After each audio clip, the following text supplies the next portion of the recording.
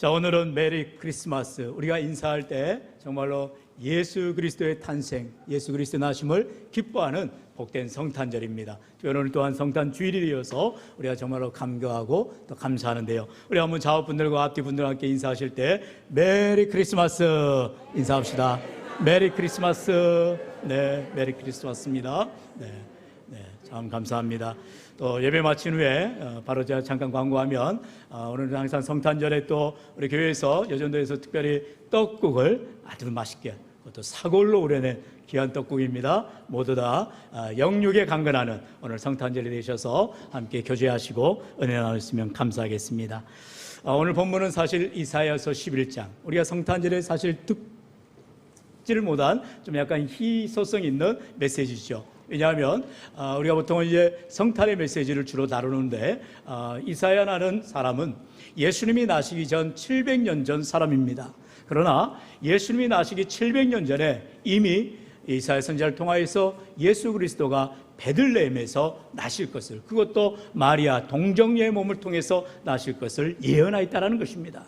얼마나 놀라운 일입니까? 이처럼 성경은요, 구약은 오실 메시아에 대한 예언의 말씀이요, 신약은 오신 메시아 그리고 다시 오실 주님에 대한 메시지라는 것입니다. 그렇기 때문에 하나님의 말씀을 통해서 우리가 예수 그리스도의 나심, 오늘도 이 땅에 오신, 지금도 이 땅에 오신 주님, 우리와 함께 해주신 주님을 우리가 감사 찬양하며 말씀을 통하여서 은혜 받아 오늘도 우리가 주님만을 바라보며 나의 구주가 되시며 주님 되시는 주님의 이름으로 승리하는 복된 성탄절 되시기를 주의 이름으로 축원합니다. 그렇다면 오늘 본문은 이사야 선지자를 통해서 어떻게 예언합니까? 우리 1절 2절 말씀 같이 읽어볼까요? 시작. 이새의 줄기에서 한 싹이 나며 그 뿌리에서 한 가지가 나서 결실할 것이요, 그의 위에 여호와의 영 곧 지혜와 총명의 영이요 모략과 재능의 영이요 지식과 여호와를 경외하는 영이 강림하시리니. 아멘. 다윗의 자손으로도 여기 본문에서 말씀하죠. 이새의 줄기에서 한 싹이 난다. 바로 다윗의 아버지가 이새지요. 이새의 집안을 통하여서 다윗이 나게 되고 그 다윗의 가문 가운데에 예수 그리스도가 나게 되는 그러한 놀라운 기적 같은 일들을 하나님께서 보여주십니다. 메시아로 오신, 이 땅에 오신 예수 그리스도 주님께서 바로 오늘 말씀처럼 성령과 함께하는 삶을 살아가셨다라는 것입니다. 오늘도 그렇기 때문에 우리가 예수님처럼 살아갈 때에 주님이 이 땅 가운데 오셔서 만혜의 왕으로, 평화의 왕으로 오셨는데 우리 인생 가운데에도 주님이 성령과 함께 하였듯이 우리들도 성령과 함께하는 믿음의 삶이 되어야 할 줄로 믿습니다. 예수님의 탄생을 부터 예수님의 모든 사역은 성령과 함께하는 삶이었음을 우리가 기억하게 되지요. 먼저 예수님이 탄생하신 것이 바로 성령으로 잉태되었다 말씀하지요. 마태복음 1장 18절에 예수 그리스도의 나심은 이러하니라, 그의 어머니 마리아가 요셉과 약혼하고 동거하기 전에 성령으로 잉태된 것이 나타났더니. 할렐루야. 저와 여러분이 이 믿음이 분명해야 됩니다. 바로 동정녀 마리아를 통하여서 아기 예수가 탄생했다는 사실인 것입니다. 여러분, 여기에는요 생물학적인 전혀 여건이 이루어지지 않는 정말로 비과학적이고 비상식적인 일입니다. 여러분, 남자와 여자가 만나야만 아이가 태어나게 되는 것이 정상이지요. 그런데 어떻게 동정녀, 버진입니다. 무슨 말이에요? 전혀 남자를 알지 못하는, 남자와 관계하지 않은 사람이라는 거예요. 이런 처녀의 몸에서 어떻게 예수 그리스도라는 사내의 아이가 태어나는 것이죠. 이것은 성령의 역사가 아니고는, 그래서 우리가 신앙의 고백을 사도신경으로 하면서 동정녀 마리아에게서 성령으로 잉태하였음을 우리는 늘 고백하게 되어지는 것입니다. 사람의 생각이 아니죠, 사람의 일이 아니죠, 하나님의 계획하심 속에서 하나님께서 성령으로 동정녀 마리아를 통하여 잉태하게 하셨다는 것입니다. 그래야만 죄가 없으신 주님이시지요. 인간의 몸을 입고 나실 때에 인류에는 모든 원죄가 흐르게 되어 있습니다. 그래서 우리는 다 죄인이라는 사실이죠. 그래 로마서 3장 23절에 모든 사람이 죄를 범하였음이라고 말합니다. 모든 사람이 죄를 범한 것입니다. 그러나 예수 그리스도께서는 참 하나님이시면서 참 사람이라는 사실은 바로 이 성령으로 말미암아 동정녀 탄생을 하셨기 때문에 참 하나님이 되시며 참 사람이 되신다는 사실인 거죠. 이렇게 성령으로 함께 하신 예수님, 누가복음 3장 21절로 22절은 세례요한에게 세례를 받을 때에도 성령이 비둘기와 같이 임하였다라고 말씀하지요. 우리 21절 22절 같이 한번 읽어봅시다. 시작. 백성이 다 세례를 받을새 예수도 세례를 받으시고 기도하실 때 하늘이 열리며 성령이 비둘기 같은 형체로 그의 위에 강림하시더니 하늘로부터 소리가 나기를 너는 내 사랑하는 아들이라 내가 너를 기뻐하노라 하시니라. 아멘. 성령이 비둘기 같은 형체로 강림하시다라는 거예요. 우리가 뒤에도 배경에 비둘기의 그림이 있습니다만 진짜 비둘기가 임한 건 아니고요. 여러분, 저도 예전에 들은 이야기고 실제로 그러한 이단의 일들을 우리가 뉴스를 통해서 보기도 합니다. 지금도 있어요. 구로에 가면 큰 교회가 있습니다. 제가 가보지는 않았어요. 근데 얘기를 들어보면 우리 교회 본당 수준에서 한 10배 공장지대였어요. 거기가 구로공단 아닙니까? 투고 해가지고 엄청나게 긴 그런 예배당에 이단 목사가 이제 세워질 때 하얀 옷을 입고, 우리 차은이가 이렇게 예쁘게 하얀 옷을 입으면 얼마나 좋습니까? 근데 이단 목사는 꼭 그렇게 태를 냅니다. 그래서 자기가 딱 올랐으면 맨 끝에 보이지도 않아요. 우리 나도 집사님이 저 방송실에 계시는데 저 정도 거리 한 5배 되는 거리에서 양쪽에 비둘기를 갖다가 확 띄워보냅니다. 아니 무슨 예배당 안에서 난장판을 일으키고 있죠? 비둘기가 확 날라와가지고 이쪽 이단되는 그 목사님 어깨에다가 뭘 약을 쳐놨는지 거기서부터 이렇게 쫙 내려온다는 거예요. 사람들은 기가 막히죠. 무슨 마술쇼도 아니고 진짜 성령이 임하나 보다. 여러분, 그런 데서 헷갈아가면 안 된다는 것입니다. 여러분, 이단은요 하나님의 말씀을 강조하시는 것이 아니라 그저 보여주는 현상, 그저 기적 같은 일들, 그래 사람들 눈을 속이고 마음을 현혹하게 하는 그런 일들이 많아요. 여러분, 성령같이 성령의 비둘기 같은 형체로 강림했다는 것이지 비둘기가 성령이라 말한 적이 없어요. 여러분, 하나님의 말씀을 그래서 우리가 바로 이해하고 바르게 해석해야 된다는 것이죠. 이처럼 성령께서 비둘기와 같은 온화함으로, 또는 평화의 상징 아닙니까? 평화의 왕으로 오신 예수님, 성령의 충만을 받으셔서 이제 그가 세례를 받고 하나님의 일, 공생애를 감당하다는 거죠. 누가복음 4장 1절로 2절에 보면은 공생애를 시작하기 전에 마귀에게 시험당합니다. 40일 동안 주야로 금식하실 때에 마귀에게 시험당할 때에도 우리 주님께서는 성령과 함께 했다는 것이죠. 1절로 2절에 말씀합니다. 우리 1절 2절 같이 읽어볼까요? 시작. 예수께서 성령의 충만함을 입어 요단강에서 돌아오사 광야에서 40일 동안 성령에게 이끌리시며 마귀에게 시험을 받으시더라. 이 모든 날에 아무것도 잡수시지 아니하시니 날수가 다함에 줄이신지라. 아멘. 마귀에게 시험을 받지만 성령의 이끌림을 받아서, 성령의 충만을 받아서 말씀으로, 성령의 능력으로 능히 물리치시더라는 것입니다. 오늘 우리가 예수님을 닮아가는 삶, 주님과 함께 살아가는 삶이라면 성령의 능력을 덧입어서 성령의 권능으로 말미암아 우리에게 오는 모든 유혹에 대해서, 마귀의 시험에 대해서 말씀으로 승리하는 삶이 되어야 할 줄로 믿습니다. 그래서 사도행전 10장 38절에서는 하나님이 나사렛 예수에게 성령과 능력을 기름 붓듯 하셨습니다. 그가 들어다니시며 선한 일을 행하시고 마귀에게 눌린 모든 사람을 고치셨으니 이는 하나님이 함께 하셨음이라 말씀합니다. 성령의 충만함을 받고 성령의 능력을 받아서 그가 모든 사람들의 약자를 고치시고 병자를 낫게 하시고 말씀을 전할 때에 하나님이 늘 함께 하시더라라는 것입니다. 이처럼 예수 그리스도가 나시고, 또한 예수 그리스도께서 세례를 받으시고, 또한 예수 그리스도의 마귀의 시험 받을 때에도, 또한 예수 그리스도께 공생애 하실 때에도 모두 다 성령과 함께하는 믿음의 삶을 살아가셨다라고 말씀하세요. 오늘도 본문은 그렇게 말씀합니다. 우리 2절 말씀 같이 읽어봅시다. 시작. 그의 위에 여호와의 영, 곧 지혜와 총명의 영이요 모략과 재능의 영이요 지식과 여호와를 경외하는 영이 강림하시리니. 아멘. 성령이 강림할 때에 예수 그리스도께서 성령의 충만함을 받아서 그의 사역 공생애를 능히 감당하게 되시더라는 것입니다. 오늘 우리의 삶 가운데에 지혜와 총명의 영으로, 모략과 재능의 영으로, 지식과 여호와를 경외하는 영으로 성령의 충만함으로 받아 믿음으로 살아갈 때에 우리 주님처럼 하나님과 동행하는, 성령에 동행하는 귀한 삶이 될 줄로 믿습니다. 이제 또한 주님께서 이와 같은 성령과 함께하는 삶을 살 때에 바로 하나님을 경외하는 영, 우리 하나님을 경외하는 믿음의 삶을 살아가셨다라 말씀하고 있는 것을 봅니다. 우리 본문 3절 말씀이에요. 우리 같이 읽어볼까요? 시작. 그가 여호와를 경외함으로 즐거움을 삼을 것이며 그의 눈에 보이는 대로 심판하지 아니하며 그의 귀에 들리는 대로 판단하지 아니하며. 아멘. 우리 주신 말씀 한번 따라할까요? 그가 여호와를 경외함으로 즐거움을 삼을 것이며, 할렐루야. 바로 예수 그리스도께서 여호와를 경외하는 삶을 살아서 늘 하나님을 즐겁게 하는, 하나님을 기쁘시게 하는, 하나님께 영광 돌리는 귀한 삶을 살아갔다라는 것입니다. 오늘 우리가 하나님을 경외하는 삶, 참으로 지식의 근본이요 지혜의 근본이 되는 참된 믿음의 본이 되는 하나님을 경외하는 삶을 살아가야 한다는 것입니다. 그러면 하나님을 경외하는 삶이 무엇이냐? 내 뜻이 우선이 아니고 하나님의 뜻이 우선입니다. 내 영광이 우선이 아니고 하나님의 영광이 우선인 것입니다. 내 자신을 드러내는 것이 우선이 아니라 나를 통하여 하나님을 드러내는 것이 하나님을 경외하는 삶이라는 것입니다.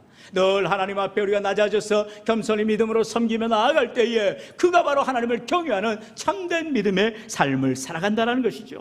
우리 주님께서 요한복음 17장 4절에서 그리 말씀하셔요. 아버지께서 내게 하라고 주신 일을 내가 이루어 아버지를 이 세상에서 영화롭게 하여 사오니. 우리 주님께서 이 땅에 오신 것은 하나님의 일을 감당하기 위하여서 이 땅에 오셨다라는 것입니다. 바로 저와 여러분을 구원하시는 구속주로 오신 것입니다. 우리의 주님으로 오신 것입니다. 우리의 심판주로 다시 오실 주님을 기대하며 소망하며 나아가시기를 축원합니다. 여러분, 그럴 때 예수님께서 가장 인생의 클라이막스, 바로 십자가 지시는 대속의 사건을 앞에 두시고 마지막 날 밤, 이제 그가 십자가를 지시기 전날 밤에 겟세마네에서 간절히 기도합니다. 그는 늘 성령이 충만한 삶을 살았고 또한 하나님과 동행하는 삶, 하나님을 경외하는 삶을 살았지만 이제 그가 십자가에 죽어야 되는 하나님의 일을 감당하지만 이제 하나님께서 버리시는, 하나님 앞에 저주받는 그런 인생이 되는 거예요. 하나님이 그 시간만큼은 이제 하나님이 모른 척 하시는 거예요. 고개를 돌리셨다는 것입니다. 예수님이 십자가에서 죽으셨을 때에는 하늘도 문을 닫는 거예요. 땅도 문을 닫는 거예요. 깜깜하게 되는 것입니다. 모두 다 사망의 권세 안에 있는 것입니다. 그 시간을, 칠흑 같은 어두움을 우리 주님이 감당할 수가 없는 거예요. 하나님과의 관계에서 하나님이 나를 버리셨다는 그 아픔 때문에 십자가에 못 박혀 죽는, 가시관을 쓰는 그 고통이 문제가 아닙니다. 창에 허리 찔려서 그가 죽는 것이 아닙니다. 그 죽음은 아무것도 문제가 아니에요. 다만 하나님이 나를 버리셨다는 것, 하나님이 나를 보내주시고 하나님의 일을 감당하게 하시고 성령의 충만함으로 날마다 주님과 동행하는 성령의 인도함을 받는 예수 그리스도의 삶인데, 그 순간만큼은 하나님의 버림을 받아야 된다는 것이죠. 그거를 감당할 수가 없는 거예요. 그래서 겟세마네에서 땀방울이 핏방울로 바뀌도록 간절히 기도합니다. 우리 마태복음 26장 39절의 간절한 기도의 말씀 같이 읽어볼까요? 시작. 조금 나아가사 얼굴을 땅에 대시고 엎드려 기도하여 이르시되 내 아버지여, 만일 할만하시거든 이 잔을 내게서 지나가게 하옵소서. 그러나 나의 원대로 마옵시옵고 아버지의 원대로 하옵소서. 아멘. 아버지여, 만일이에요. 할 수만 있거든. 하나님 아버지, 이 잔을 내게서 옮겨달라고 우리 주님조차 기도하셨다는 거예요. 하나님과 단 한순간도 떨어져 있기를 원치 않다는 것입니다. 하나님의 버림을 받고 싶지 않다는 것입니다. 늘 하나님과 동행하는 삶, 성령의 충만한 삶, 하나님을 경외하는 삶을 살아가는 우리 주님에게서는 이 시간만큼은 감당할 수 없는 아픔이 되더라는 것이지요. 그러나 나의 원대로 마시옵고 아버지의 원대로 없었어. 비록 나는 죽어도 좋습니다. 비록 나는 버림받아도 좋습니다. 그러나 아버지의 뜻대로 하나님께서 이루실 줄로 믿습니다라는 절대적인 신뢰관계, 하나님 아버지를 믿기 때문에, 의지하기 때문에 우리 주님은 하나님의 버림을 감당하게 되더라는 것이죠.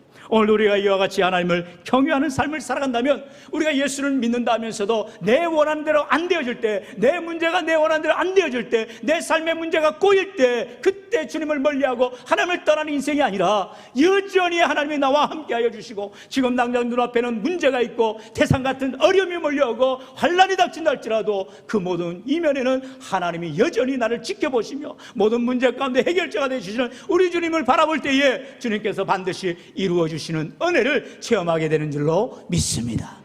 그것이 하나님을 경외하는 삶이에요. 정말 하나님을 믿는 삶이라면 눈에 보여지지 않아도, 귀에 들려지지 않아도, 내 삶에 보이지 않을지라도 믿음으로 인내하며 나아가게 되는 것이죠. 그렇기 때문에 하나님만이 나의 모든 것이 되어주심을 믿음으로 고백하며 하나님과 동행하며 하나님을 경외하는 귀한 삶이 되시기를 축원합니다. 이제 마지막으로 성령과 함께하는 삶은 하나님을 경외하는 삶이라 했어요. 우리 주님께서 그러한 삶을 살아가실 때에 우리 주님이 하신 일이 무엇이냐? 공의를 행하는 삶을 살아가시더라는 것이죠. 우리 본문 4절 5절입니다. 같이 읽어볼까요? 시작.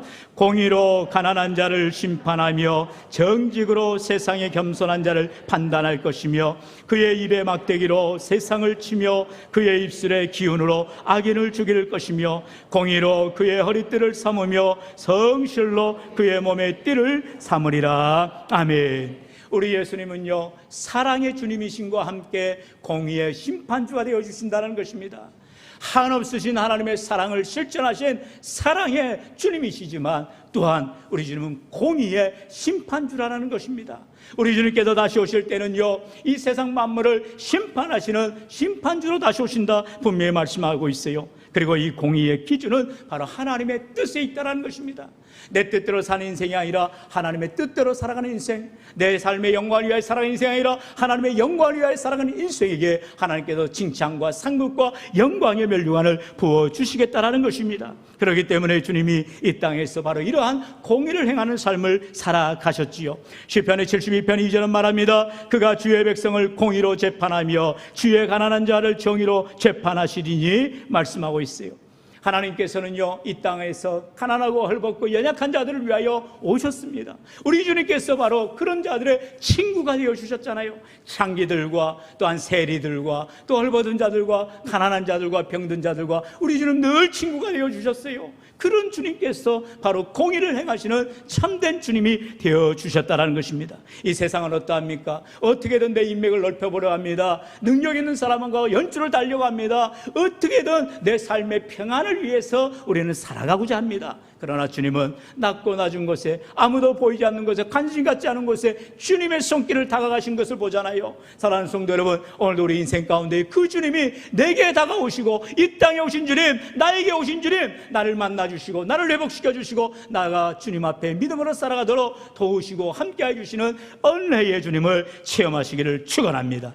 계속해서 4절은 말씀합니다. 우리 시편 72편 4절 같이 읽어볼까요? 시작. 그가 가난한 백성의 억울함을 풀어주며 궁핍한 자의 자손을 구원하며 압박하는 자를 꺾으리로다. 아멘. 저는 이 말씀을 읽을 때마다 정말로 우리 주님께서 가난한 자의 억울함을 풀어주시고 궁핍한 자의 자손을 구원해 주시는 참으로 좋으신 공의의 하나님이심을 찬양합니다. 왜요? 세상 사람들은 유전무죄요, 무전유죄 아닙니까? 세상에서는 돈이 있어야, 빽이 있어야, 능력이 있어야 어떻게 해서든 살 길이 열려주지만 우리 하나님 나라에 하나님의 백성들은 전혀 그런 일과 상관없이 하나님은 가난한 자의 억울함을 풀어주시고 궁핍한 자를 풍성케 해주시고 없는 것을 있게 해주시고 안 되는 것을 되게 해주시는 만왕의 왕 전능하신 하나님, 오늘도 우리의 구주가 되어주신 줄로 믿습니다. 그 주님을 믿기 때문에 오늘 우리는 예수 그리스도 앞에 나와 엎드려 경배하며 찬양하며 기뻐하며 하나님 앞에 영광을 돌리며 나아가는 것입니다. 사랑하는 성도 여러분, 이처럼 우리의 삶이 주님과 함께 성령으로 충만한 삶, 하나님과 동행하는 믿음의 삶, 무엇보다 하나님을 경외하며 공의를 행하는 삶을 살아갈 때에 어떻게 구체적으로 살아가야 되느냐, 로마서 12장은 말씀하지요. 우리 10절로 15절의 말씀을 저와 여러분이 한 절씩 교독합니다. 형제를 사랑하여 서로 우애하고 존경하기를 서로 먼저 하며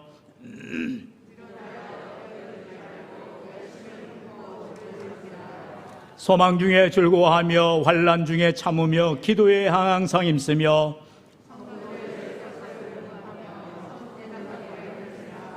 너희를 박해하는 자를 축복하라. 축복하고 저주하지 말라. 함께 즐거워하고 우는 자들과 함께 울라. 아멘. 할렐루야.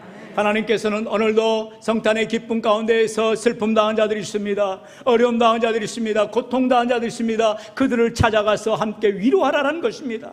우리만 기뻐하고 즐거워할 것이 아니라 지금도 세상 가운데서 억울한 일을 당하고 고난을 당하고 궁핍함을 통하여서 가난을 통하여서 질병을 통하여서 어려움 당한 곳에 참으로 주님의 빛을 들고 나아가 주님의 사랑으로 전하며 공의를 행하라고 말씀하고 있어요. 사랑하는 성도 여러분, 우리의 삶이 이처럼 하나님 앞에 믿음의 삶으로 늘 성령의 충만함으로 믿음으로 승리하는 삶, 하나님을 경외함으로 주의 말씀에 순종하는 삶, 무엇보다도 주님과 함께 공의를 행하는 하나님의 기쁨이 되어지는 귀하 복된 인생, 성탄의 축복을 나누는 귀한 삶이 되시기를 주의 이름으로 간절히 축원합니다. 축원합니다.